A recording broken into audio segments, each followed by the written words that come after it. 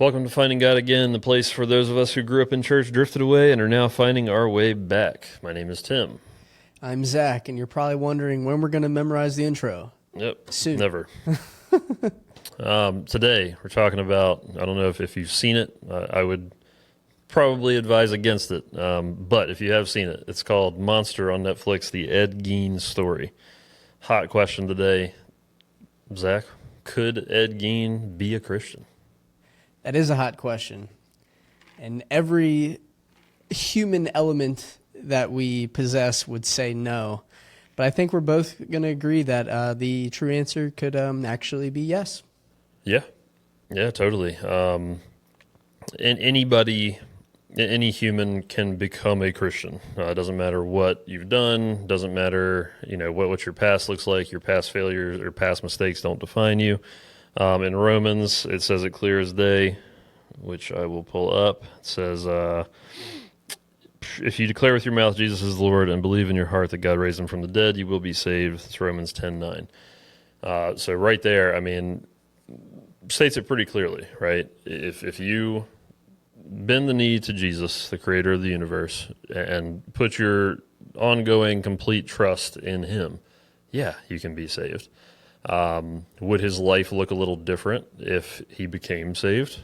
Probably. Hopefully. Yeah, hopefully. Yeah. So basically, Ed Gein, if you don't know who that is, lots of movies have been based on his life. Texas Chainsaw Massacre, Psycho, it goes down the list of like pretty much every major horror movie you've ever seen is loosely or directly based on him in some way. This guy committed loads of murders, loads of just heinous acts, chopping people up, turning them into lampshades. Like, you've probably even heard jokes about this guy. If you're some guy's creeping you out and wants to take you on a date, you probably heard people say, like, I don't want to be turned into a lampshade. That's just like that. It has just changed pop culture over the years since this was like in the 40s, 50s, I think, that all this was happening. Obviously, evil guy, totally taken over by some kind of evil force that caused him to do all kinds of things, right? Lots of mental illness in there as well. We as Christians, especially in church and whatnot, like, people could not imagine Ed Gein showing up to Sunday service. You know what I mean? Yeah. Knowing what he did, like, now. So. And all right, so looking through it from the biblical lens, right? We've touched upon this a little bit, but, there is perfect over here and imperfect over there, and there is no middle ground. It is white and black. There is no gray area. It makes me think of I believe he was a thief on the cross next to Jesus. Yep. Obviously lived a terrible life. He asked him to remember me, and the Lord said that we'll be in paradise today. If that's not a clear and easy way to answer that question, it's right there in the text. And you could argue, well, he was a thief and he murdered people, so that's a little bit better. But again, there's no gray area when it comes to that. Yeah, and I think we can't really talk about this without addressing, like, okay, what Ed Gein did was terrible and heinous in every possible way. Of course. And I think it's easy to, as Christians, kind of put sins on different ranks. Like you probably did this when you were a kid. Like, if you said the D word, that's one level of bad. But, oh, man, if you dropped an F-bomb, that's, like, up here on the scale of bad words. It's like, PG-13 movies get one F word or whatever. Exactly. I learned in Sunday school as a kid, the teacher was like, all right, raise your hand if you've ever murdered anybody. Obviously, all of us 4 and 5-year-olds were just like, no. And then they were like, raise your hand if you've ever stolen a candy bar. You see a couple hand go up or whatever. And she was like, okay, you deserve the same punishment. Yep. And as a 6-year-old, you're just like, you know.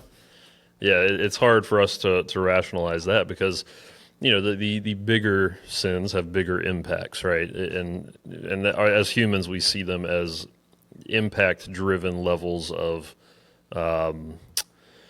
punishment because that's how like the law works, right? If you murder somebody, you get 25 to life. If you steal less than $200 worth of goods from Walmart, it's whatever that is. It's probably not even charged nowadays in most states. But in biblical rules, or not rules, but in the eyes of God, like sin is sin, So whether you are Ed Gein out here chopping people up, skinning people alive and or dead people and turning them into lampshades, or you are hiding, you're lying by omission to your wife about some irrelevant detail of your day because you just don't want her to whatever. If you're trying to protect her feelings or whatever, and you're not being honest with her over some mundane part of your day, those are both sin at the end of the day, and both of which in the eyes of God are punishable by death, right? Yeah, and I think this kind of piggybacks into like works can't get you into heaven. Mm-hmm. So someone that would argue, Ed did all that he did, and then only him and God can know, but he had a coming to Jesus moment later in his life, and then the person viewing that can be like, well, I've never committed to Jesus. I never acknowledged him as, my Lord, but, I donated to charity, and, I swept my neighbor's driveway because he's an older gentleman. Like, you can kind of try to rationalize that as a human, but at the end of the day, if you're looking through a biblical lens, it just doesn't check out. Yeah. Yeah, this is a pretty common thread through like every episode we put out, so we always kind of land back here. But yeah, but it's true though, and I think Ed Gein is a wild example, edge case example of the other side of that. Yeah, we're obviously being like pretty extreme on yeah. this example here. 100%, yeah, and but just for the sake of conversation, it's like could he have become a saved person? Absolutely. And the same grace that me and you have been given is the same grace that he, Jesus died for him too. So it's so just think about that. Like when you see terrible examples of humans, that you would consider to be worthless individuals to society, it's like God died for them, or Jesus died for them too. And it's hard for us to do that as humans because all we understand and can understand is like the justice system in the country that we live in, or just these human rules that we put onto things. But I don't know. It should be encouraging, I guess, in a way too, because it's like no matter what you've done, Jesus died for you too. So yeah, maybe you're not Ed Gein, but your sin is still punishable by death and needs somebody to come pay that price for you so that you can spend eternity with God in heaven. And nothing you do is going to do that for you. It can only be done one way, which has already been done. So, in a weird way, this example kind of, I don't know, like I don't want to say makes me feel good, but, if Christ died for him and he was that far down the path of evil, it's like, because you deal with shame and you feel like you got to clean yourself up to get back to God. But, it kind of gives me, even from just a human being standpoint, like a little bit of, man, he died for someone that I would deem worse than me, even though through the biblical lens, like there is no worse than me. It's perfect and imperfect. Pretty crazy to think about. Yeah, no, it definitely is. And I mean, another good example of this is Paul, in the New Testament. I mean, he arguably kind of like Ed. I mean, he was killing Christians. Paul was a Pharisee that was killing Christians, for what they believed in, and then he had the radical transformation, and then started. God used him completely and totally to spread the word of God throughout all different areas. So it kind of back to our first episode about imperfect people. It's like sometimes the worst of the worst is who God uses the most. Now, did that happen in Ed Gein's case? I don't believe so. But it could have, it definitely could have. And he can use you no matter what you've done in your past. Like literally your past mistakes do not define you at all. And your identity is completely and totally in Christ once you decide to follow him and make that decision.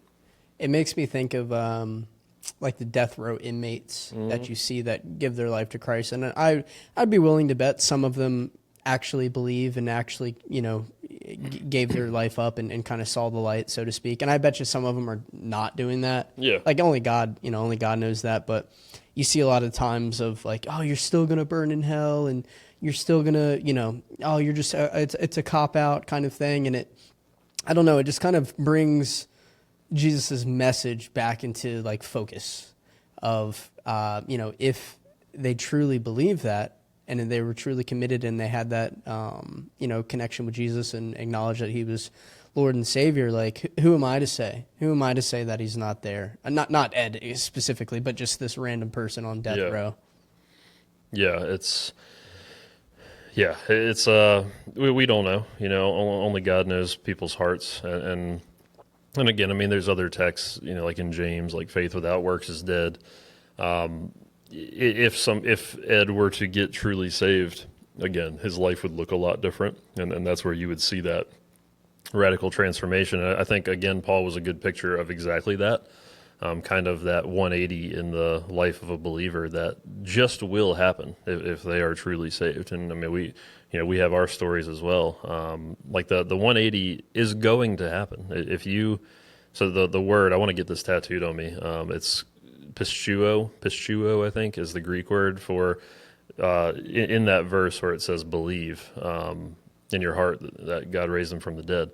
It doesn't just mean like an academic belief that something happened. It is an ongoing trust in, rather than just the academic belief of. Yeah, And, I could know who George Washington is. I didn't know George Right. Washington. Like it's kind of a like believe with a little bit of context put in there.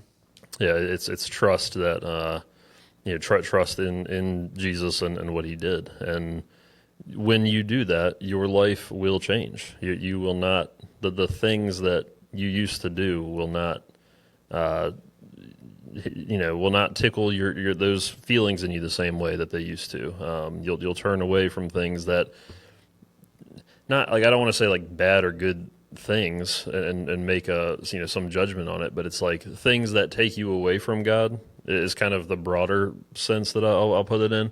Like anything that removes you from getting closer to God are things that you will naturally start to just not find yourself doing, Yeah, it's like you're a bush and you accept Jesus, like the thorns will start going away and you'll see more fruit. Yeah. Both bushes are still bushes, for lack of a better example. It's crazy. I wonder, like him growing up, I wonder if he ever, received the message once, or like as a kid, like went to church and like had a chance to take a different path, basically. Yeah, I was going to bring that up. So he grew up very religiously. Okay. But like on the toxic end of that spectrum, like you see a lot of serial killers, like very typical mother issues. But yeah, super religious mom that basically made him feel terrible about, just every aspect of his being, which led to a lot of the things he did, because he only did these things to women. But yeah, he definitely had, small town very religious upbringing. So I don't know. He could have heard the good news, and made that decision later in life. I'm not sure. But there's also like the aspect of mental health issues. Schizophrenia is what he officially had. That's a whole rabbit trail we could get into. But Yeah, that's a big one. yeah. I mean, whether it was demonic influence or spiritual warfare going on in his head, or schizophrenia, or those two things are one and the same in some way. I think mental health stuff is very real. But demonic influence is also very real too. So I'm no doctor or preacher, so I'm not going to call it for Mr. Gein. But yeah, I don't know, man. Where was he from? Do you know, like where? Wisconsin. Wisconsin. Yep. Okay, interesting. Mm-hmm. Yeah, it's on my wife and I's Netflix queue. I'm gonna check it out here soon. Yeah, she loves that stuff. I would rather watch something to make me happy, but yeah, I wouldn't have chosen it myself. Same here. It was on. She wanted to watch it, so I watched it with her, and I mean, it's like I said, I wouldn't recommend it to the average Christian person, there were some times where I was just like, I don't think we should be watching this probably. But trying to redeem that by way of talking about it here, There you go. trying to use it for good. That's right. That's right. But yeah, man, quick one today. I just wanted to talk about that since it's a hot topic right now. But yeah, I guess you got anything else? No, I mean that sums it up. Imperfect people, there's perfect and imperfect, and nothing in between. And no one can earn God's grace. Luckily, He sacrificed His Son for us, so we don't have to earn that. And He took our punishment, even for someone like Ed, if he chose that route. So good job, Tim. Awesome. Cool. Well, if y'all have any other topics you want us to hit on, drop them in the comments below, and subscribe to the channel and all the YouTube things. But see ya. See ya.